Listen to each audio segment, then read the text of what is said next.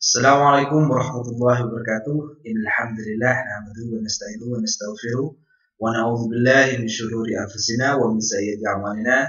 May yahdihillahu fala mudilla lahu wa may yudlil fala hadiya lahu. Asyhadu an la ilaha illallah wahdahu la syarika lah wa asyhadu anna Muhammadan 'abduhu wa rasuluhu la nabiyya ba'da. Pertama-tama marilah kita ucapkan puji syukur kehadirat Allah Subhanahu wa taala atas segala rahmat dan nikmat-Nya yang diberikan kepada kita semuanya. Selalu serta salam tak lupa kita aturkan kepada Nabi besar Muhammad Sallallahu Alaihi Wasallam. Untuk beliau kita mengenal agama Islam, agama rahmatan lil alamin. Sebelum memulai perkuliahan, saya selaku insan pribadi manusia yang mempunyai salah dan khilaf, yang mohon maaf yang sebesar-besarnya apabila dari awal perkuliahan hingga pada saat ini saya mengucapkan minal aidin wal faizin, mohon maaf lahir dan batin. Teman-teman sekalian, pada kesempatan kali ini kita akan membahas tentang hal yang sangat menarik ya. Kenapa ini sangat menarik? Karena ini adalah proses di mana bagaimana sebuah kontrak itu ketika menjadi sebuah permasalahan sengketa. Karena ini adalah sebuah hal yang sangat perlu dipahami oleh teman-teman, bukan hanya di tataran bagaimana kita bisa membentuk sebuah kontrak yang sesuai dengan ketentuan undang-undang ataupun sesuai dengan dari harapan dari para pihak agar kontrak itu menjadi pengikat bagi mereka, menjadi undang-undang bagi mereka sesuai dengan ketentuan ataupun kebebasan berkontrak yang diajarkan oleh KUH Perdata. Teman-teman sekalian, berbicara tentang pola penyelesaian sengketa di bidang kontrak, saya sengaja memang membagi menjadi dua materi.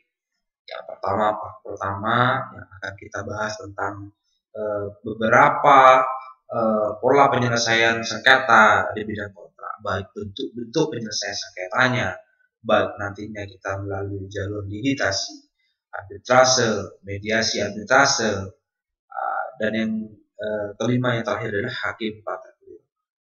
Dan nanti kita akan dilanjutkan di part kedua ya, yang akan melanjutkan dari part pertama yang membahas tentang konsiliasi, mediasi, ministerial, dan summary jury trial, natural expert fact finding, early natural evolution.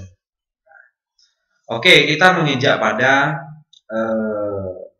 part pertama, persoalan tentang bagaimana pola penyelesaian sengketa di bidang kontrak. Pertama kita akan berbicara tentang bentuk-bentuk penyelesaian sengketa. Pada dasarnya teman-teman, setiap kontrak atau perjanjian yang dibuat para pihak harus dapat dilaksanakan dengan sukarela atau dengan itikat baik.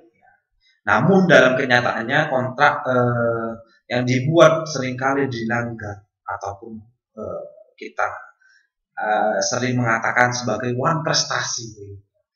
Persoalannya gini, bagaimana cara penyelesaian sengketa yang terjadi antara para pihak.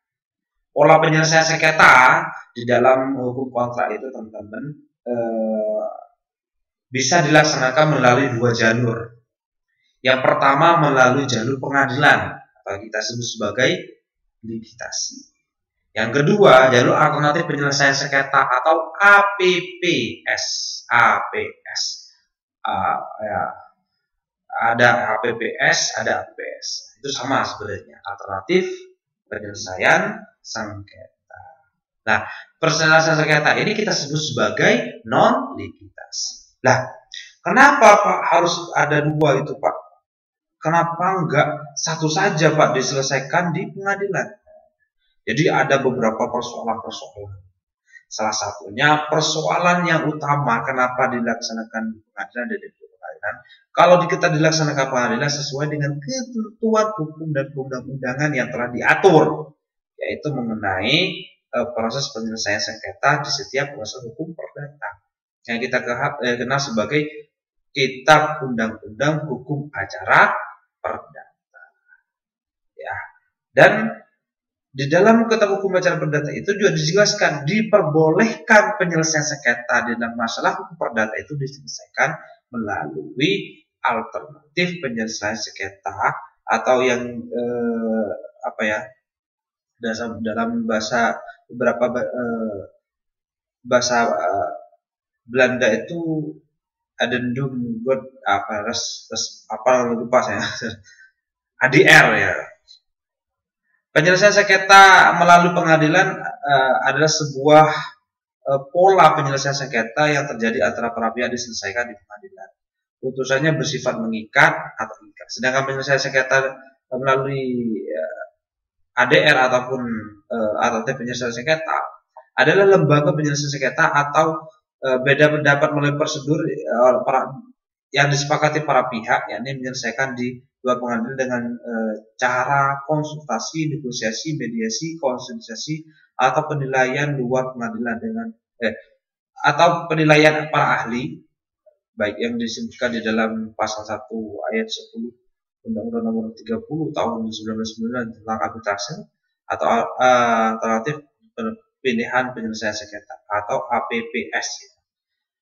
Apabila mengacu ketentuan pasal 1 ayat 10 Undang-Undang 3099 tersebut, maka penyelesaian sengketa melalui ADR ataupun APPS ataupun APS ya dibagi menjadi 5 macam. Yang pertama konsultasi, negosiasi, mediasi, konsiliasi dan penilaian. Yaitu konsultasi dan yang lainnya itu nanti kita akan bahas di part 2. Nah, itulah beberapa bentuk-bentuk di dalam penyelesaian sengketa di masalah hukum hukum kontrak. Nah, ada beberapa lain yang disebutkan di dalam literatur dalam pola penyelesaian sengketa di dalam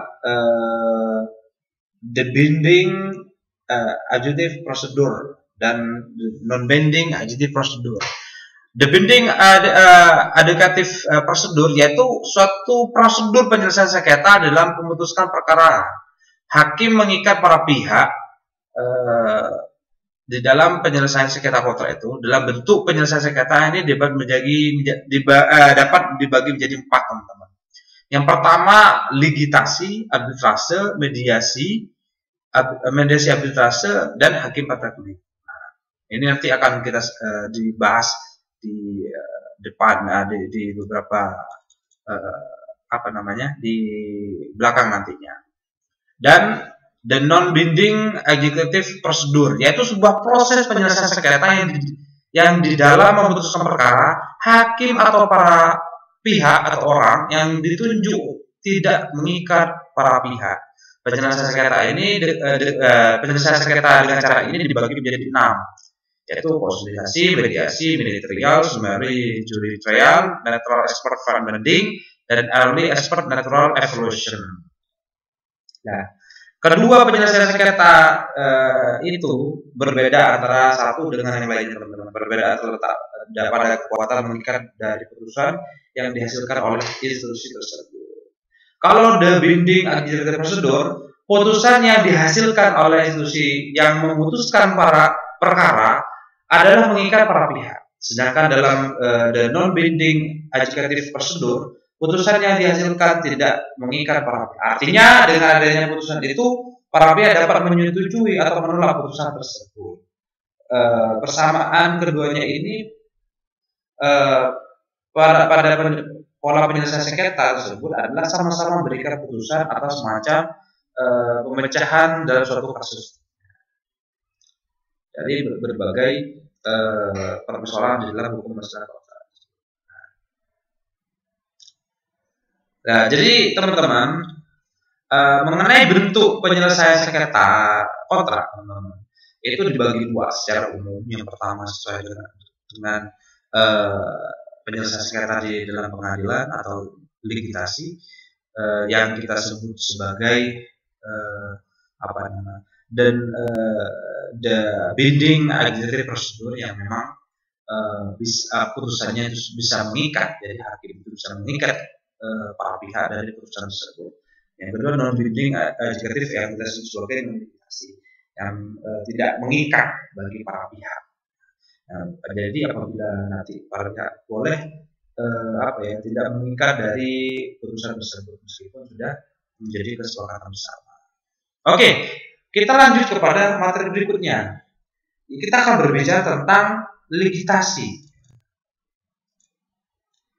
Jadi teman-teman ini biasanya sudah banyak mendengar, apalagi di seminar-seminar, proses penyelesaian legislasi dan non-legislasi. Apa sebenarnya sih legislasi dan non-legislasi itu? Legislasi itu merupakan sebuah proses gugatan, suatu sengketa yang diritualisasikan yang menggantikan sengketa sesungguhnya, yaitu para pihak dengan memberikan kepada seorang pengambil keputusan dua pilihan yang bertentangan. Penggunaan sistem legislasi mempunyai keuntungan dan kekurangan dalam menyelesaikan suatu sengketa. Keuntungannya, satu yang dalam mengambil alih keputusan dari para pihak, legislasi sekurang-kurangnya dalam batas tertentu menjamin bahwa kekuasaan atau tidak dapat dipengaruhi oleh hasil dan menjamin kenetralan, ketentraman sosial dalam penyelesaian sengketa di legislasi. Nah, yang kedua, legislasi sangat baik sekali untuk menemukan berbagai kesalahan dan masalah dalam posisi pihak lawan. Yang ketiga, legislasi memberikan suatu standar bagi prosedur yang adil dan memberikan peluang seluas-luasnya kepada para pihak, kepada para pihak untuk didengar keterangannya sebelum mengambil keputusan. Yang keempat, legislasi membawa nilai-nilai masyarakat untuk penyelesaian sengketa secara pribadi.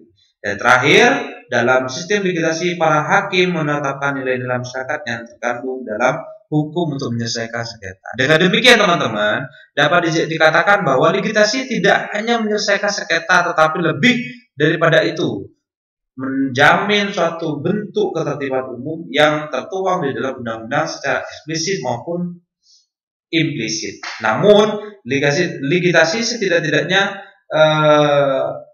sebagaimana terdapat di Amerika Serikat memiliki banyak kekurangan. Yang mana kekurangannya yang pertama memaksa para pihak pada posisi yang ekstrim. Jadi kalau semuanya para pihak sesuai dengan putusan legislasi, maka nantinya para pihak itu akan harus mematuhi, gitu, harus terikat, gitu. Makanya dipandang sebagai posisi ekstrim. Yang kedua memerlukan pembelaan ataupun advokasi. Jadi perlunya advokasi. Kekurangannya itu kan perlunya penasihat hukum, gitu ya. Advokasi. Kalau tidak ada penasihat hukum bisa jadi nanti diputuskan secara senang-senang. Yang kita lihat sih benar-benar mengangkat seluruh persoalan dalam satu perkara. Jadi diangkat dalam satu perkara. Yang kedua, menyita waktu dan mengikatkan biaya keuangan, menyita waktu. Jadi putusannya tidak bisa 1 hari 2 hari, bisa berbulan-bulan bahkan. Karena kalau orang melakukan penyelesaian sengketa di legislasi atau di pengadilan, itu nantinya prosesnya itu panjang sekali, hingga prosesnya sampai, kalau di Indonesia sampai kasasi, ya, sampai tingkat MA. Jadi ketika sudah tingkat Mahkamah Agung itu prosesnya bukan 1 hari 2 hari, bahkan bertahun-tahun begitu kan. Makanya perlu biaya banyak. Yang kelima, fakta-fakta yang dapat dibuktikan membentuk kerangka persoalan.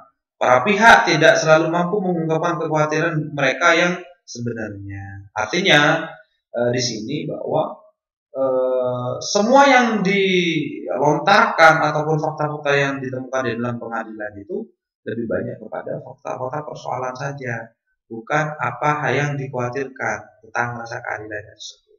Dan yang keenam, legislasi tidak mengupayakan untuk memperbaiki atau memulihkan hubungan para pihak yang bersengketa.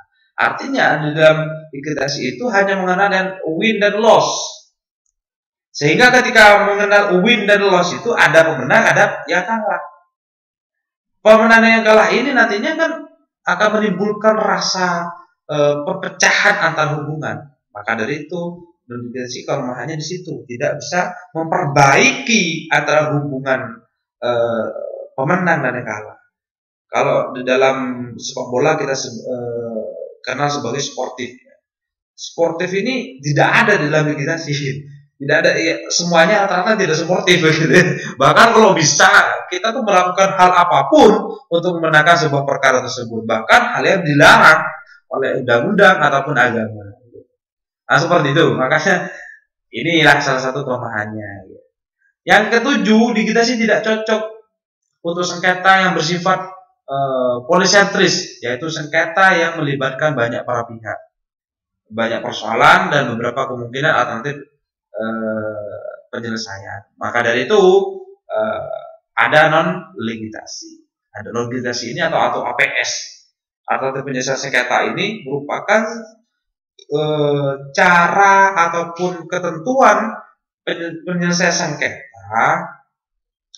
yang sifatnya itu lebih kepada penyelesaian sengketa yang cocok bagi masalah atau sengketa polisentris yang melibatkan berbagai banyak para pihak.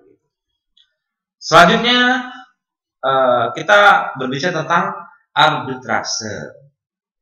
Di dalam pasal 1 Undang-Undang 30 tahun 1999 tentang APS atau alternatif sengketa, pengertian arbitrase adalah penyelesaian sengketa perdata di luar pengadilan umum yang berdasarkan pada perjanjian arbitrase yang dibuat secara tertulis oleh para pihak sengketa.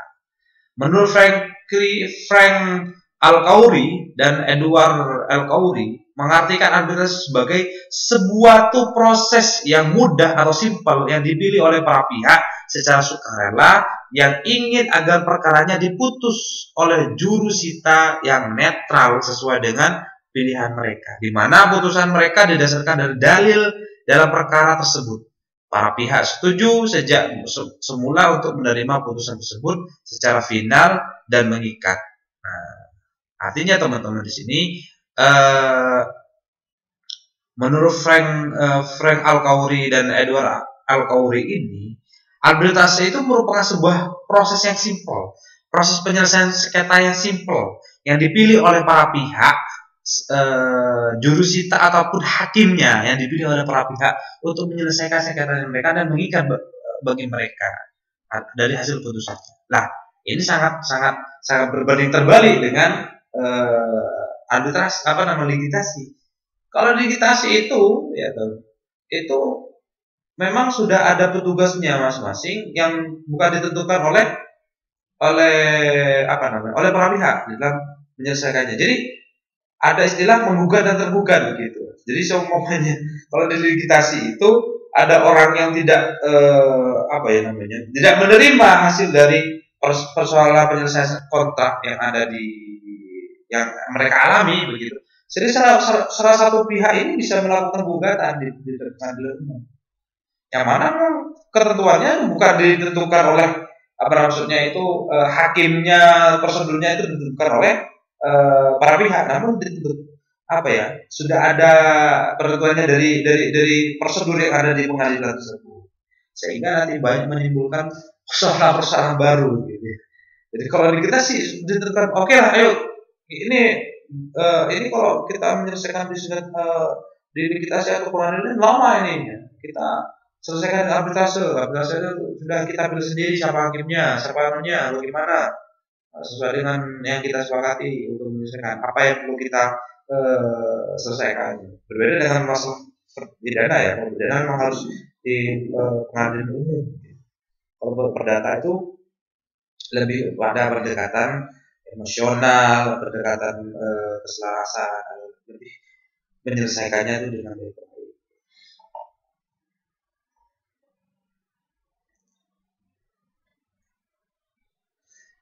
Dasar hukum dari litigasi ya. Maksud saya dasar hukum dari arbitrase. Pada mulanya ketentuan tentang arbitrase itu diatur di dalam RF dan HIR ya. Atau bergelik Reglement of the Rechtsordering ya, atau suatu ketentuan yang mengatur tentang tata cara perkara yang dilakukan bagi golongan Eropa yang dipersamakan dengan itu. Ketentuan tentang arbitrase di dalam RF diatur dalam pasal 615 sampai dengan 651. Ketentuan RF ini sekarang tidak berlaku lagi karena tidak sesuai dengan perkembangan dunia usaha dan hukum pada umumnya. Oleh karena itu, ketentuan RF telah diganti dengan Undang-Undang 30 tahun 1999, yang mana tentang arbitrase alternatif penyelesaian sengketa atau AAPS. Jadi apa ya? Ada 3 hal kenapa RF itu digantikan dengan Undang-Undang nomor 30 tahun 99 tentang alternatif penyelesaian sengketa. Yang pertama, bahwa berdasarkan perundang-undangan yang berlaku, penyelesaian sengketa perdata di samping dapat diajukan ke pengadilan umum juga terbuka kemungkinan melalui arbitrase penyelesaian sengketa. Yang kedua, bahwa peraturan perundang-undangan yang kini berlaku untuk penyelesaian sengketa melalui arbitrase tidak sesuai dengan perkembangan dunia usaha dan hukum pada umumnya. Jadi RF tidak sesuai dengan ketentuan hukum usaha yang pada umumnya, ketentuan dan perkembangan usaha, sehingga dinilai lamban. Yang ketiga, bahwa berdasarkan pertimbangan sebagaimana dimaksud dalam huruf A dan B membentuk undang-undang tentang arbitrase alternatif penyelesaian sengketa. Jadi dari pertimbangan 2 hal tersebut sehingga terbentuklah Undang-Undang Nomor 30 tahun 1999 sebagai langkah memberikan peluang bagi masyarakat umum dalam hal penyelesaian sengketa di dalam hukum kontrak.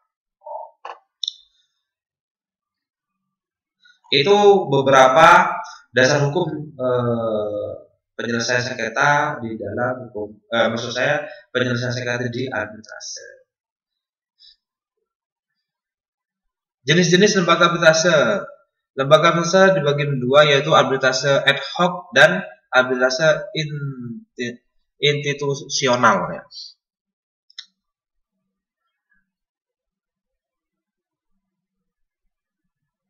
Maksud saya arbitrase internasional. Arbitrase ad hoc atau volunteer adalah arbitrase yang diajukan untuk kasus tertentu untuk satu kali penunjukan. Sedangkan arbitrase institusional adalah lembaga atau arbitrase yang bersifat permanen. Di mana arbitrase internasional dibagi menjadi 2 sifat, yaitu nasional dan internasional. Dikatakan nasional karena pendirian hanya untuk kepentingan bangsa dari negara yang bersangkutan. Sedangkan arbitrase nasional, maksudnya saya, arbitrase internasional merupakan pusat penyelesaian sengketa antara berbagai pihak yang berbeda kewarganegaraan. Jadi arbitrase itu dibagi 2, yang pertama ad hoc dan institusional. Jadi kalau yang arbitrase ad hoc ini adalah arbitrase yang ditunjuk untuk kasus tertentu dan untuk satu kali penunjukan saja. Sedangkan arbitrase internasional adalah lembaga atau badan arbitrase yang bersifat permanen, yang mana arbitrase internasional dibagi 2, yang pertama nasional dan internasional. Kalau internasional untuk kepentingan dalam satu negara tersebut. Kalau internasional apabila menjadi mempunyai dua kewarganegaraan ataupun ada 2 yang bermasalah itu suatu bangsa negara, jadi dibutuhkan penyelesaian arbitrase internasional. Itulah beberapa hal ketentuan-ketentuan ataupun mengenai tentang arbitrase. Dan banyak orang yang bertanya, mengapa memilih arbitrase untuk penyelesaian sengketa? Jadi ada beberapa hal kenapa memilih APS atau arbitrase dalam penyelesaian sengketa di dalam masalah hukum kontrak. Jadi yang pertama adalah penyelesaiannya cepat. Pada umumnya prosedur arbitrase ditentukan dengan batas waktu penyelesaian. Jadi di dalam proses penyelesaian sengketa arbitrase itu, maksud saya dalam penyelesaian sengketa di dalam arbitrase itu prosedurnya itu sudah ditentukan. Jadi tidak seperti di litigasi yang bisa lama. Jadi sudah ditentukan untuk penyelesaian sengketanya itu setelah berapa hari begitu. Kebanyakan itu di negara maju proses arbitrase hanya memerlukan sekitar 60 hari atau 2 bulan. Sampai itu keputusan arbitrase bersifat final dan mengikat, sehingga tidak tersedia upaya naik banding. Jadi putusan arbitrase itu final dan mengikat, sudah terakhir begitu, tidak ada banding-bandingnya, sehingga nantinya menambah masalah baru ataupun istilahnya itu menambah waktu yang panjang. Yang kedua, terjaga kerahasiaannya. Jadi di dalam pasal 27 Undang-Undang Nomor 30, proses pemeriksaan sengketa arbitral atau majelis arbitral dilakukan secara tertutup. Jadi tidak boleh dipublikasikan. Jadi sehingga proses penyelesaian sengketanya lebih cepat. Kalau terekspos secara umum, ya kebanyakan kalau masalah-masalah atau sengketa-sengketa terekspos secara umum, maka persoalannya akan tambah lama gitu. Kebanyakan seperti itu kan. Yang kedua, biayanya lebih rendah. Jadi biaya arbitrase ditentukan oleh arbitral. Biaya itu meliputi honorium, biaya saksi dan saksi ahli yang diperlukan untuk dalam pemeriksaan sengketa, dan biaya administrasi. Pasal 76 Undang-Undang Nomor 30 tahun 2009. Jasa pengacara tidak terlalu diperlukan dalam proses arbitrase. Jadi di dalam proses arbitrase tidak diperlukan jasa pengacara, kebanyakan lebih kepada para pihak ya. Jadi lebih pengenaan para pihak, penyelesaian sengketanya dari hati ke hati gitu. Nah, ini sangat diinginkan oleh para pelaku usaha. Kalau nantinya masih banyak ruwetnya begitu kan ya, proses penyelesaian sengketanya sangat banyak, ini kan akan menimbulkan pembengkakan biaya, sehingga nanti akan mengambil kos dari biaya pengeluaran dari sebuah usaha. Nah, 3 hal inilah yang kenapa menjadi alasan para pengusaha itu memilih arbitrase dalam proses penyelesaian sengketa di dalam hukum kontrak.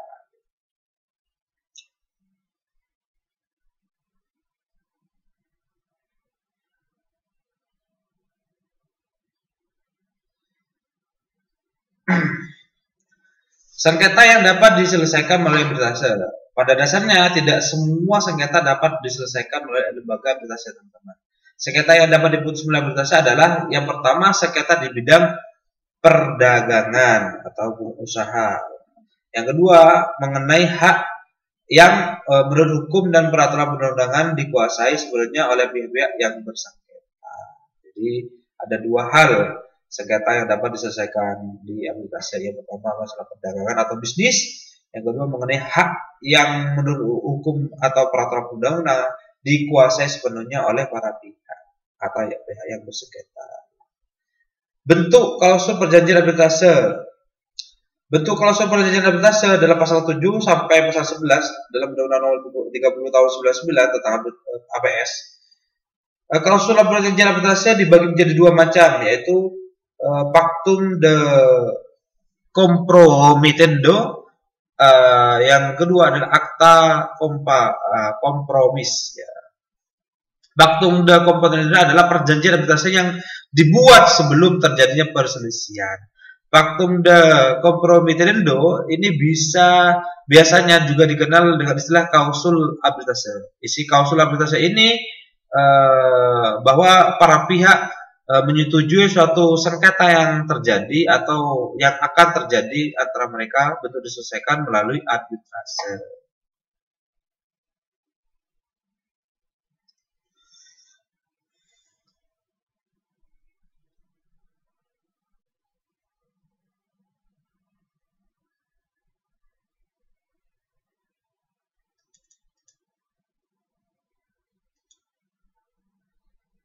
Yang kedua yaitu akta kompromis ya, adalah suatu akta yang berisi perjanjian arbitrase yang dibuat oleh para pihak setelah terjadinya sengketa.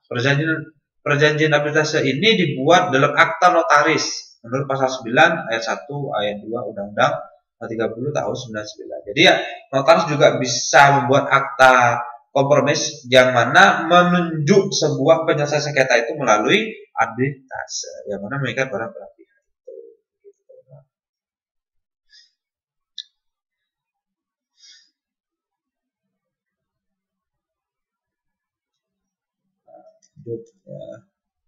Cepat.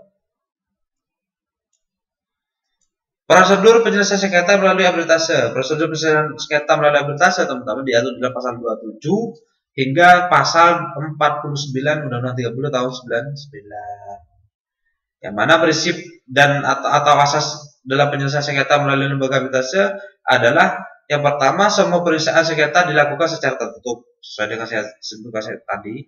Yang kedua, bahasa yang digunakan adalah bahasa Indonesia kecuali atas persetujuan arbiter atau majelis arbitrase, para pihak dapat memilih bahasa lain untuk dapat digunakan. Yang ketiga, teman-teman, para pihak yang bersengketa mempunyai hak dan kesempatan yang sama dalam pembukaan pendapatnya masing-masing. Yang keempat, para pihak yang bersengketa dapat diwakili oleh kuasanya dengan surat kuasa khusus. Artinya boleh dikuasakan kepada orang lain melalui kuasa khusus. Yang kelima, pihak ketiga di luar perjanjian arbitrase dapat turut serta dan menghubungkan diri dalam proses penyelesaian sengketa melalui arbitrase dengan syarat satu, terdapat unsur kepentingan yang terkait. Yang kedua, keturutsertaan disepakati oleh para pihak yang bersengketa. Dan yang ketiga, disetujui oleh arbiter dan majelis arbiter. Yang keenam, teman-teman, para pihak bebas untuk menentukan acara arbitrase yang digunakan dalam penyelesaian sengketa dengan syarat harus dituangkan dalam perjanjian yang tegas dan tertulis, baik itu secara notaris atau yang lainnya atau di bawah tangan ya.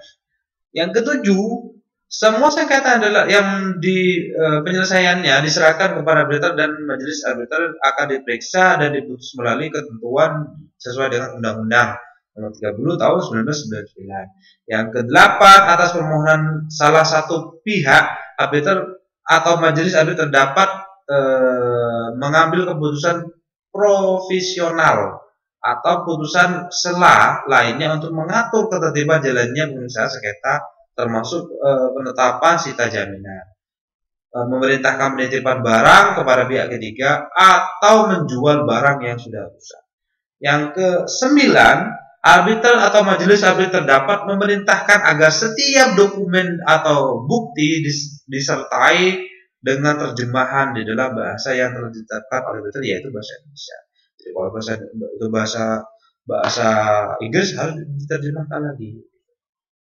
Nah, prosedur penyelesaian dalam penyelesaian sengketa melalui lembaga arbiter adalah permohonan mengajukan permohonan penyelesaian sengketa secara tertulis kepada arbiter dan majelis arbiter. Pemeriksaan secara lisan dapat dilakukan apabila disetujui para pihak.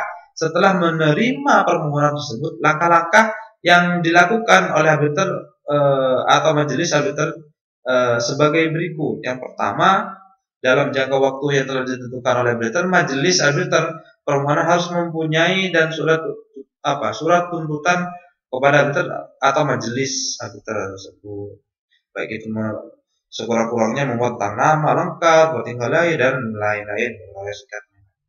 Yang kedua, setelah menerima surat tuntutan tersebut, arbiter atau ketua majelis arbiter menyampaikan suatu salinan tuntutan tersebut dengan disertai perintah bahwa termohon harus menanggapi dan memberikan jawaban secara tertulis.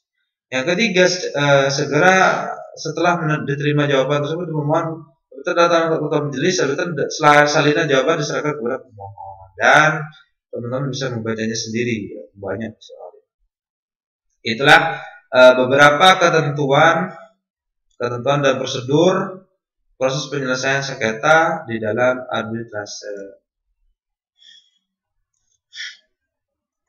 Oke, selanjutnya kita akan membahas tentang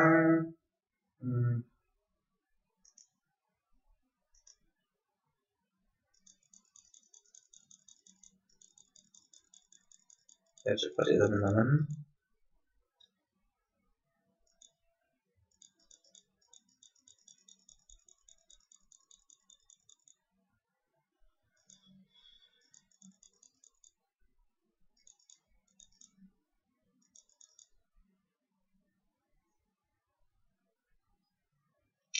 tentang mediasi dan arbitrase atau made-up.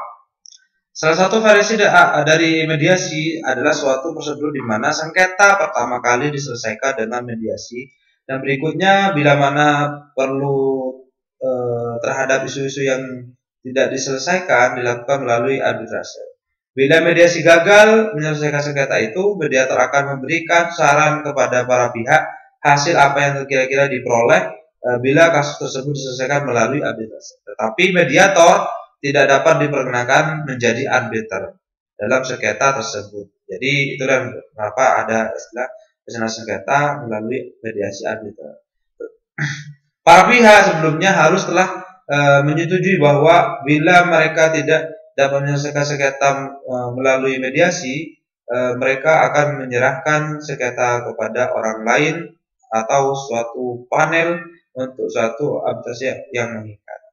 Jadi teman-teman, di dalam proses penyelesaian sengketa, di dalam hukum kontrak ataupun non-litigasi, itu biasanya didahului oleh mediasi. Jadi kalau mediasi itu tidak bisa diselesaikan, maka para mediator itu bisa menyarankan untuk menyelesaikan sengketa secara arbitrase. Namun para mediator tidak boleh menjadi arbitrase ataupun para arbitrase, harus dilaksanakan oleh pihak lain.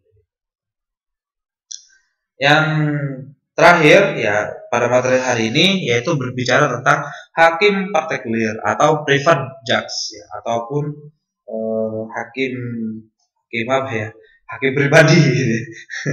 Pemeriksaan isu-isu tertentu atau keseluruhan sengketa di depan hakim partikular atau wasit atau magister harus dengan suatu penunjukan atas dasar persetujuan para pihak. Hakim partikular atau wasit mendengar dan menentukan sebagian atau seluruhnya isu di dalam suatu gugatan perdata. Setelah persidangan secara partikular, wasit atau hakim partikular akan menyerahkan penemuan fakta dan kesimpulannya hukum secara tertulis kepada pengadilan yang menunjuknya. Ini semua mewakili pertimbangan putusan dari pengadilan yang ditunjuk, yang tidak sama dengan putusan arbitrase. Di situ juga hak untuk melakukan upaya hukum sepenuhnya dapat dilaksanakan. Prosedur ini menyediakan keluasan waktu dan pemilihan pembuatan putusan. Prosedur ini juga diperbolehkan para pihak untuk menentukan apakah akan menerapkan ketentuan pembuktian atau prosedur beracara, dan apakah akan merekam seluruh acara. Tidak sama dengan seorang arbiter. Seorang hakim yang harus disyaratkan menetapkan hukum substantif sebagaimana apabila sengketa dilikuidasikan.